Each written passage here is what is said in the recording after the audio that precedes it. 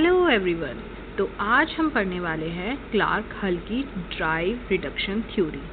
इस थ्योरी में इन्होंने क्या बताया है, ये किस बारे में बात करती है और इसे कैसे क्वेश्चंस आते हैं और कैसे किस ट्रिक से हम इसे याद रख सकते हैं, उसके बारे में इस वीडियो में बात करेंगे। तो चलिए शुरू करते हैं आज की थ्योरी। तो सबसे पहले इंट्रोडक्शन आता है। इंट्रोडक्शन जैसे कि आपको पता है कि ड्राइव रिडक्शन थ्योरी किसने दी थी, क्लार्क हल ने दी थी। यहीं से आपका एक क्वेश्चन भी बन जाता है, या तो मैचिंग के रूप में पूछ लेगा या आपसे डायरेक्ट पूछ भी सकता है। ये एक अमेरिकन साइकोलॉजिस्ट थे। इनकी एक बुक पब्लिश हुई थी 1943 में, जिसका नाम था प्रिंसिपल ऑफ बिहेवियर। उसमें इन्होंने इस थ्योरी के बारे में बात की है, जो मोटिवेशन और लर्निंग के बारे में बताती है। ड्राइव रिडक्शन थ्योरी आखिर होती क्या है? इन्होंने बताया कि हमारी कुछ बायोलॉजिकल नीड्स होती हैं, जैसे हम अब भूख लगना एक हमारी बायोलॉजिकल नीड्स है। ये कोई हमें सिखाता नहीं है, ये हमारे जन्म से ही हमारे साथ आती है। तो ये क्या क्रिएट करती है? बायोलॉजिकल नीड्स जो भी हमारे अंदर, एक जैसे भूख लगी है तो हमें खाना ढूंढने के लिए मजबूर करती है, तो हमें ड्राइव करती है। ड्राइव से हमें मोटिवेशन आता है। जब हमें भूख लगती है, हमें महसूस होता है कि हाँ भाई हमें कुछ खाना चाहिए, या हम ढूंढने जाते हैं, तो हम क्या कर रहे हैं, हम एक एक्ट कर रहे हैं। इसके बाद जब हमारी ये सब पूरी हो जाती है ज़रूरत, तो हम सेटिस्फाई हो जाते हैं और हमारी ड्राइव जो है वो रिडक्शन हो जाती है, वो रिड्यूस हो जाती है, वो कम हो जाती है। तो इसी थ्योरी को आगे हम एक्सप्लेन करेंगे, समझेंगे एक चार्ट से। सबसे पहले आपको दिख रहा होगा यहाँ पे नीड क्या है? एक हंगर है, एक भूख है। उसके बाद इसने क्या किया, हमें भूख लगी, उसने हमें मजबूर किया स्टार्विंग। कभी कभी फ्रस्ट्रेशन, जब हमें खाना नहीं मिला तो हमें एक दिमाग में एक ड्राइव आया कि हाँ हमें भूख लग रही है, बट हमें खाना, उसके लिए खुद से उठना पड़ेगा। अभी हमारा शरीर कैसा महसूस कर रहा है। उसके बाद हमने खाना ढूंढने के लिए एक्ट किया। क्या हमने ईट किया फूड, तो इसने हमें मोटिवेट किया। ड्राइव ने हमें क्या किया, मोटिवेट। क्या करने के लिए? एक्ट करने के लिए, कुछ भी काम करने के लिए। इसके बाद हमने यहाँ पे, उसके बाद हमारी सेटिस्फाई हो गई नीड। जैसे ही नीड सेटिस्फाई हुई, हमारा एक टर्म है यहाँ होम्योस्टैसिस। इसका मतलब होता है बैलेंस। अब जैसे ही हमारी नीड पूरी हुई तो हमारी बॉडी में एक बैलेंस आ गया। बैलेंस आने के बाद इसके बाद वही साइकिल हुआ और हमारा जो बैलेंस था वो रिड्यूस हो गया, जिससे हमारी दोबारा कोई नई नीड होगी और ये साइकिल दोबारा ही ऐसे कंटिन्यू करेगा। इसके बाद आते हैं, एक ये साइकिल भी मैंने आपको एक्सप्लेन किया है कि आपको अगर वहाँ समझ नहीं आ रहा हो तो यहाँ से आप समझ सकते हैं। जैसे सबसे पहले एक आपकी एक बायोलॉजिकल नीड आई। क्या नीड थी? कि आपको हंगर, भूख लगी, थ्रस्ट, प्यास लगी, या फिटीग, थकान हुई। उसके लिए आपने कुछ काम करा, क्रिएट करने के लिए इच्छा जगी आपके मन में।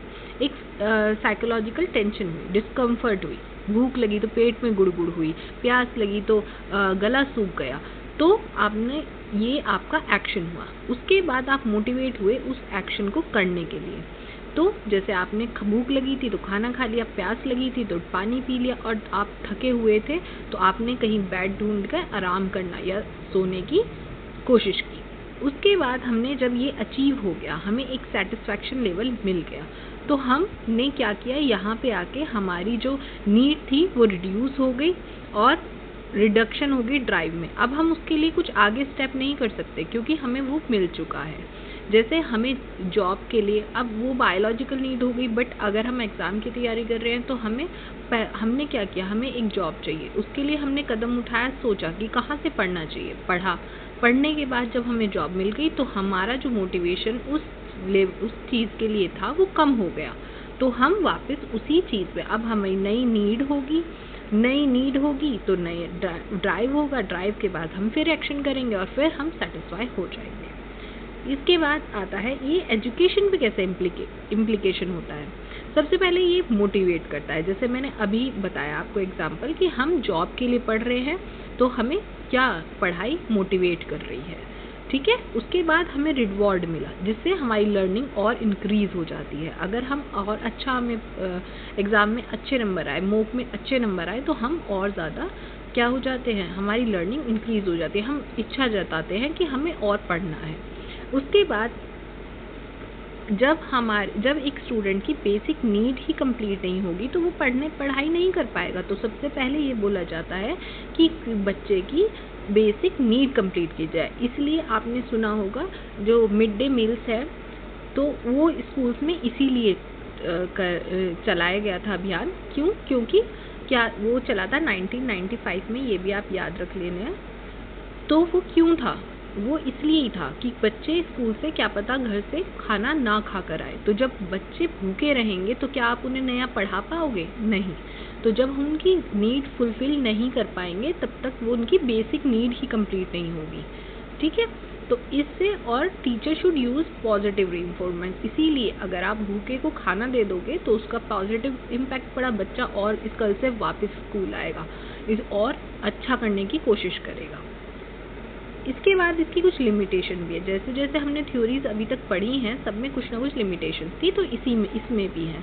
सबसे पहले ये क्यूरियोसिटी को और एक्सप्लोजर को नहीं एक्सप्लेन करता है, ये नहीं बताता है कि हमारी मन की इच्छा भी कुछ होती है नहीं। दूसरा, ये सिर्फ बायोलॉजिकल नीड के बारे में बात करता है, जैसे भूख, प्यास, थकान, ये जो हमें बायोलॉजिकल मिली है, ये कुछ भी अपने आप से या हम सोचे हमें अचीव करना, उसके बारे में बात नहीं करता है। और ये एक कॉग्निटिव प्रोसेस भी, जैसे जो भी दिमाग से, जैसे हमें जॉब लेनी है, वो कोई हमारी बायोलॉजिकल नीड नहीं थी। अब हम बड़े हुए, हमें नीड लगी अपनी, तो हमने दिमाग से, कॉग्निटिव का मतलब हमेशा माइंड से रिलेटेड है, ये याद रखिएगा। तो ये हमें इस चीज़ के बारे में नहीं बताता है कि जो भी हम दिमाग से या अपनी इच्छा से कुछ भी करना चाहें, उसके बारे में थ्योरी कुछ भी एक्सप्लेन नहीं करती है, सिर्फ बायोलॉजिकल नीड के बारे में बताती है। तो इसके बाद हम बात करेंगे इसकी ट्रिक की। तो ट्रिक के लिए मैंने आपको एक बहुत इजी ट्रिक देने की कोशिश की है कि आप ऐसे याद कर सकते हैं, Nisha daily buys green roses. N से नीड, D से ड्राइव, B से बिहेवियर, G से गोल एंड R से रिडक्शन। तो Nisha daily buys green rose, तो ऐसे भी आप इसे याद कर सकते हैं। आई होप ये आपको वीडियो पसंद आई हो या समझ आई हो, तो कमेंट करके ज़रूर बताइएगा। अब मिलते हैं नेक्स्ट व्लॉग में, नेक्स्ट वीडियो में। Thank you.